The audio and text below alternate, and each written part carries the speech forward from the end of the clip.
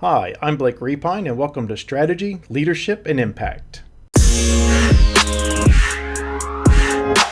Hi, everybody. Welcome back to Strategy, Leadership, and Impact. Hope you've been well since the last time you listened in. It's been really busy time lately. Been involved with quite a few things, some new opportunities coming up on the horizon, it looks like. So very excited about those. And hopefully here in the next episode or so, I can share those opportunities with you. If you like the podcast, I'd like for you to go ahead, and if this is your first time listening, go ahead and subscribe. If you've been one of our longtime listeners and even a new listener, make sure you give us a like and give us a review as well. Again, that helps promote the podcast, helps us get it out there to a wider audience, and of course makes the content available for other people who might find it useful.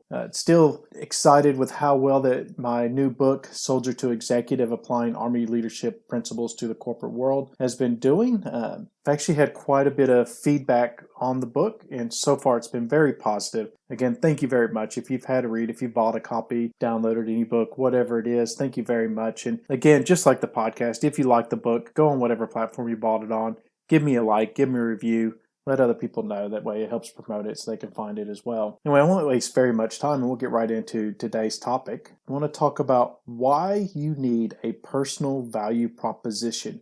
Organizations take a lot of time, or they should take a lot of time, and actually go through their value proposition and how that they present their organization, products, services, whatever it might be, to their target market. And their value proposition, basically just lets people know what need they're going to meet, what problem they're going to solve, whatever it is in their consumers' lives.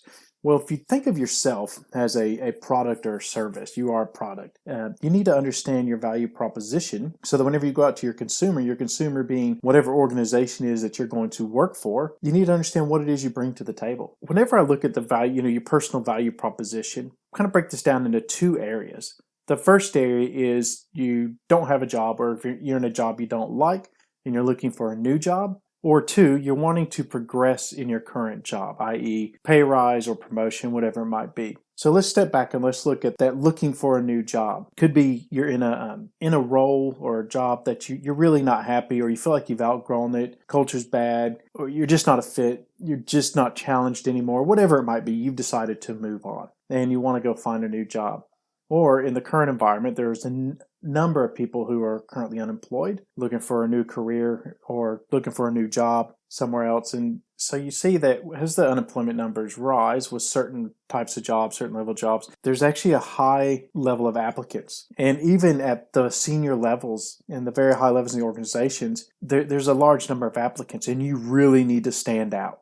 Within any job you apply for, you really want to stand out. I've advertised roles before and received over 200 applications. And I've even advertised roles for senior executive and gotten, nearly 100 applications of other very well qualified, very well experienced senior executives. And with these large number of applicants, you really need to be able to stand out. And sometimes, it's not having a very flashy resume, that just catches someone's eye. It's being succinct, being able to really identify what it is you bring to the table and how that applies to that role or that organization, and list those. Because the statistics are, the stats are, you have about a minute to 2 minutes, depending on where you get your stat from, of time that people take actually reviewing your resume or your cover letter. And so you need to catch their attention really quick. Again, being succinct and understanding what it is you bring to the table and being able to express that in a document such as a cover letter or a resume so that it stands out.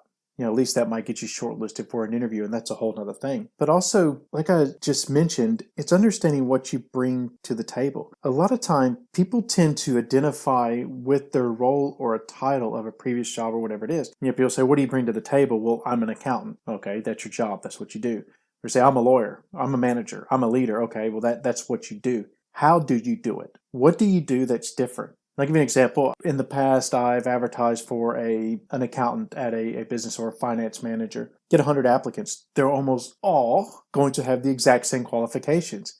They're going to be an accountant with a CPA or a chartered accountant, with the number of years experience or within the range or whatever it is that the job has. So they're all the same. They're all exactly the same. So if you're not actually picking out what makes you different from all those other applicants, other than the fact that you're an accountant, other than the fact that you're a CPA, how have you actually applied those skills and your knowledge to make a difference in an organization? What have you done? How are you unique? And being able to actually pull that out and identify that is incredibly important. So you need to have that personal value proposition. It's taking your prior achievements or the achievements to date and listing them in a quantified or qualified manner to get them across quickly, very succinct, because typically your prior achievements are indicative of your future achievements. So they'll see that. You'll see this track record of success, of what you've done, whether, you've increased the organization's net profit by X amount or you've reduced costs by X amount. And whenever you look at this too, you got to look at it in relationship to the actual portfolio. So if you come back, and this is just an example again, and say, well, I saved $5 million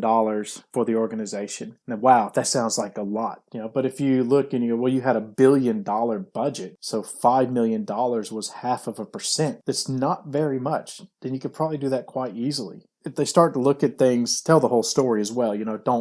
Don't lie, of course, and don't overinflate, whatever it is you're putting on your resume or whenever you're asked about this, because eventually you will get caught. But really, look at that. What sets you apart from every other applicant? Once you identify what sets you apart or what you have achieved, not necessarily what sets you apart from another applicant, what have you actually achieved, and quantifying that or qualifying that in those documents, such as your resume and cover letter, how you've actually solved problems for your previous organization. One of them that's on my own resume is I saw a gap in leadership skills. Those soft skills, leadership ability, people were very good technically, but whenever it came to interpersonal skills, emotional intelligence, things like that, it was very low. So I actually developed a leadership development program that went over a 6-month period to work with the senior managers in order to develop those leadership skills. And the outcome that we got from that was quite large. It was quite a success. And I've used it at a number of organizations now. So there again, what was the problem? The problem was a lack of leadership skills. What did I do to solve it for the organization? It shows kind of an entrepreneurial thinking, but also that you're thinking about the organization. How can you apply your own knowledge and skills, but how can you make the organization better? And that kind of brings us up to the next bit, part number 2, wanting to progress in your current role. You need to understand your value proposition as well, your personal value proposition, so that whenever you go and you're competing for that promotion or you're asking for that pay rise, whichever one, you need to actually be able to communicate that and articulate that to the powers that be, whoever is the promoting authority, whoever is, the one that's in charge of giving you a pay rise. Let me just be clear on this. So you have to define what sets you apart from your peers. If you're part of a peer group and you're all competing for the same promotion, or you're all currently on the same pay and you think that you need more, you need to be able to articulate what sets you apart from them. Why are you the one that should be the one that gets the pay rise or the promotion over them? And it's not putting any of them down. And also remember this, being in an organization for a long time does not justify as a promotion or a raise.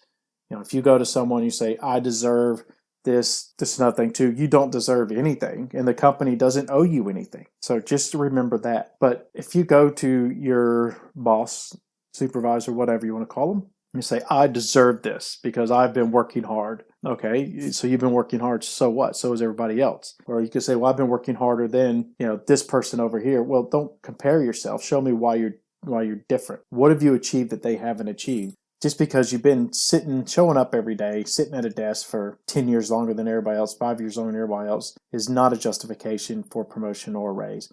Because again, your salary is a direct reflection of the value that you bring to the organization. Just showing up every day doesn't add value to the organization. So how have you gone above and beyond in order to, justify more? You need to really look at what you've done. You need to look at everything you've done and break that down into objective evidence. So you can say that, you increased efficiencies by X amount in this area. You achieved this where no one else did. You've been recognized so many times as that top salesperson. You've been recognized so many times, for outstanding customer service or whatever it is. It could be those awards. You're by showing these awards and achievements, things like that, you're actually qualifying what you've done by showing percentages of profit that you've driven, numbers of sales, by showing percentages of efficiencies that you improved. You're quantifying what you've done. So you actually need to be able to do that. So whenever you go and present that in an objective manner, it actually makes you look very professional as well. Not, I deserve this, you owe it to me, things like that. That's not objective. Now I'm going to give you 3 key tips that you can use. Again, this isn't the be-all, end-all. There's multiple ways you can come up with your own value proposition, but this is just 3 key tips that I've come up with that you can help that can help you in order to get started. So tip number 1, quantify or qualify your achievements. Like I said before, break everything down into a dollar amount, break everything down into a percentage or a ratio. Show awards that you've been given or times you've been recognized, whether it's an award or not. It could be that you were recognized in a newsletter. It could be you were recognized in some other forum, whatever it might be. Show what you've done where you've gone above and beyond outside of your current role, whether it be, presenting on behalf of the organization at conferences, or you've gone above and beyond in helping your fellow employees. Whatever it is, just be able to quantify that or qualify that. And the second one is show how you achieved or will achieve where the organization has failed. Again, this is the problem you will solve. Just because you're working in an organization doesn't mean that there's not problems or challenges that come up, but show where either you've done this in the past, where you've taken on the hard jobs that no one else would take on and you achieved an outcome, or you can actually explain to them, I believe I should do this or be promoted into this role because this is the issues you've had within the past. This is where the company's fell short. And this is how I intend to fix it. A very clear vision around what you're going to achieve. And then number 3, show how you're unique. Again, going in and saying that accountant in an accounting firm and saying, I'm an accountant, I have a CPA or CA. Well, so does all the other managers. So does everybody else. So what? So how are you unique? What have you done that's different? Same thing too in any job that you're in. People are going to be managing large budgets. People are going to be involved with large projects. But what have you done that's different? And then a couple of don'ts here I really want to share with you. So a couple bonus tips, I guess you can say. So one, if you've gone out and you've looked for a new job, but you're wanting to kind of stay where you're at and you have this other job offer on the side, never use a job offer that has leverage to get more from your current employer. Don't go in and say, I've been offered this other job for this much money, but I don't want to take it. I'll stay here if you give me this. Well, if it was up to me, I'd tell you, we'll take the other job because I'm not going to match it. I'm not going to go over it. So because if you wanted to stay here, you should have approached me first and talked to me about, your pay levels and things like that if you weren't happy with it. But the fact that you've actually taken the time to go out and apply for a job, and you've probably been through some interview process in order to get the job offer, then go. So you've already shown that you have one foot out the door. You're not fully committed. Typically, most managers, if you come to them, you show them objectively, this is my justification for more pay or promotion. Then usually you may or may not get it, but you actually might start the negotiation process or at least open up the door for your pathway there. Another thing too, if you go to your current employer, your supervisor, you say, this is my justification for these things. If I don't get it, I'm leaving. So don't do that. Don't hold it over them and use that threat. So I've had someone come see me before like that, and they said, I deserve a raise because I've been here so long. That was the only justification. They said, if you don't give it to me, I'm going to resign. And I just said, look, just make sure it's in writing and I'll respond back to you accepting your resignation. Again, threats never work. You rarely get what you want. There's a way that you can actually go through that negotiation process, get it started, where eventually you probably will get what you want or very close to it. And that's a whole nother topic for a whole nother episode. So anyway, I'm really curious to see, where have you had successes with this? Where have you had failures? What are your thoughts on this topic? Let me know. You can email me at blakerepine@gmail.com. So blakerepine@gmail.com. Or feel free to connect with me on LinkedIn. Just search my name, Blake Repine. I'll put my email and my LinkedIn addresses down in the show notes for you to just click on and come straight to. Let me know what you think. Really curious to know. Some of these things, they can be quite contentious with certain people. Curious to hear your thoughts. Anyway, have a great week and we'll talk to you again soon.